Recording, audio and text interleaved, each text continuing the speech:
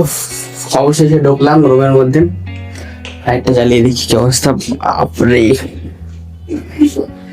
যা নোংরা হয়েছে রুমটা, এখন কি বলবো। সবাই পরিষ্কার করে নিই, তারপর আর ব্লগটা সেখান থেকে শুরু করছি। শুরু হয়েছিল এই ব্লগটা অজস্র মানুষের ভিড়ের মধ্যে শিয়ালদা স্টেশনে। তো এখানে দেখতে পাচ্ছ কত লোক, একদম চারিদিকে সবাই নিজের নিজের কাজে ব্যস্ত আছে।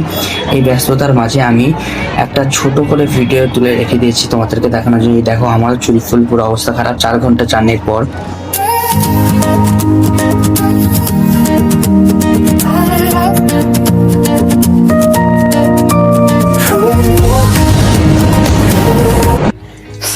সো এবার একটু রেস্ট নিতে হবে, বিকজ প্রায় 5 ঘন্টা জার্নি করে এসেছি। এই সময় যদি আমি রেস্ট না নিই তাহলে পুরো মাথার 12টা বেজে যাবে। সো রেস্ট নিই, তারপর দেখাচ্ছি। সো যেহেতু বাড়ি গেছিলাম, ওই জন্য পড়াশোনা খুব একটা ভালো হচ্ছিল না বাড়িতে। সো এখানে চলে এসেছি, আবার নতুন করে পড়াশোনা স্টার্ট করে দিতে হবে। বেশি লেট করা যাবে না, বিকজ লয়ের সিলেবাসটা প্রচুর একটা সিলেবাস, প্রচুর একটা বড়, কঠিন বলবো না বাট কঠিন বলা যেতে পারে যদি আমি ঠিকঠাক না পড়ি।